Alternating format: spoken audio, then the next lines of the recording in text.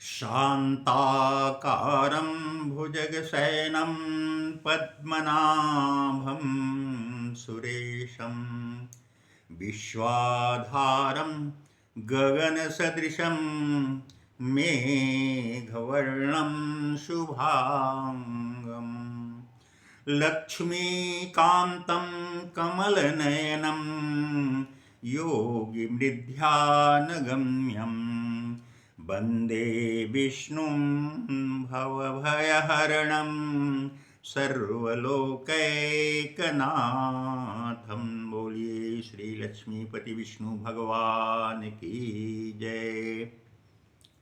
मेरे प्रेमी भगवत भक्तों, मेरे सनातनी बंधुओं, कल दिनांक 13 मई 2026 को एक एकादशी पड़ रहा है। इस एकादशी का नाम हमारे शास्त्रों में अपरा एकादशी के नाम से जाना जाता है। मित्रों, अपरा एकादशी के संबंध में एक कहानी है, एक इतिहास है जिसे मैं आप लोगों को बता दे रहा हूं। एक महिध्वज नाम का बहुत ही धर्मात्मा प्रतापी राजा था। अपने प्रजाओं को अपने पुत्रों के समान समझता था। बहुत ही धर्मध्वज प्रतापी न्यायी राजा था।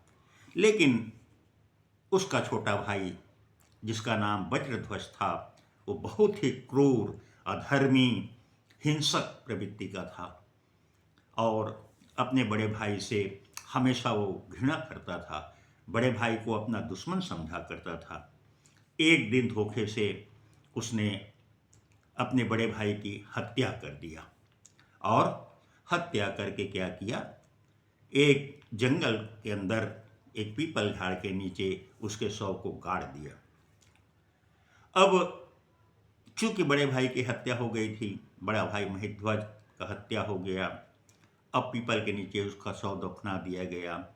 अचानक उसकी मृत्यु हुई, इसलिए वो एक प्रेत आत्मा बन गया और उसी पीपल झाड़ में उसका आत्मा निवास करने लगा। जो भी उस रास्ते से भूले भटके गुजरता था, उसको परेशान किया करता था। उसकी आत्मा भटक रही थी और हर किसी को वो प्रेतात्मा परेशान किया करता था। एक दिन की बात है, उसी रास्ते से धौम्य नाम के ऋषि गुजरे, उसी में से पार हुए।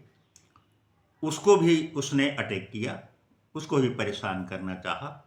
धौम्य ऋषि चूंकि तपोबली थे, उन्होंने अपने तपोबल के ज्ञान से जान लिया कि यह एक राजा है और इसकी हत्या इसके भाई नहीं करके इस शव को दफना दिया है और वही प्रेतात्मा बना हुआ है, जिसके कारण ये परेशान है। राजा बहुत न्यायी था, धार्मिक था, सब उसने उस धम्म ऋषि ने अपने तपोबल से जान लिया। उसके बाद उस प्रेतात्मा के ऊपर धौम्य ऋषि जी बड़े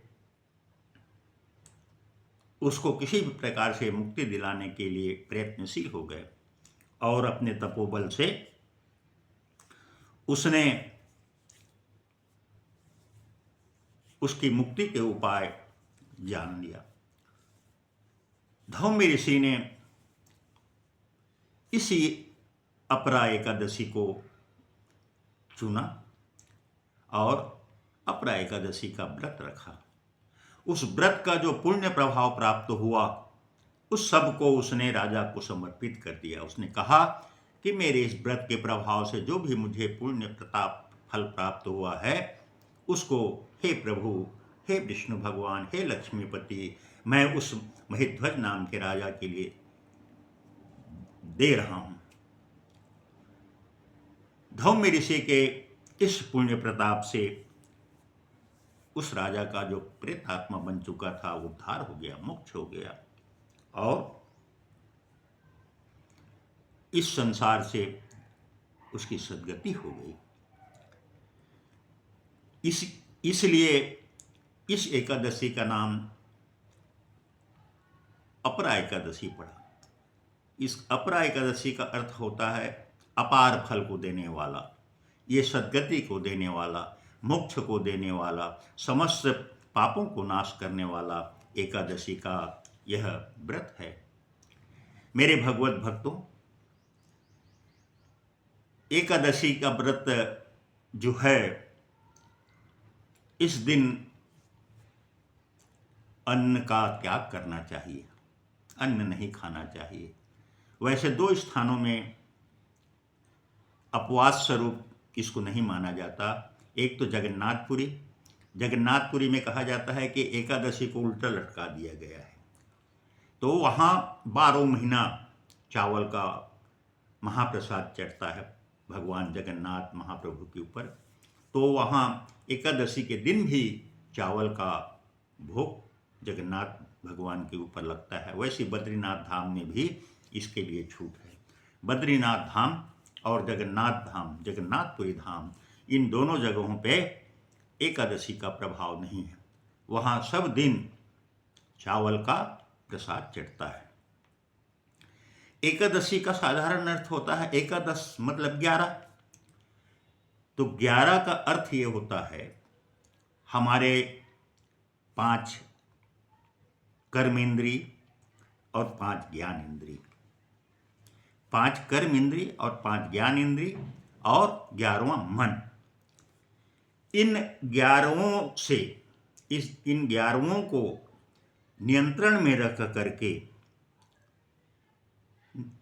पूरे दिन व्रत रख करके भगवान के ध्यान में मग्न रहना, भगवान का चिंतन करना, भगवान का कीर्तन करना, भगवान को स्मरण करना, यही इस एकादशी व्रत का मुख्य नियम है।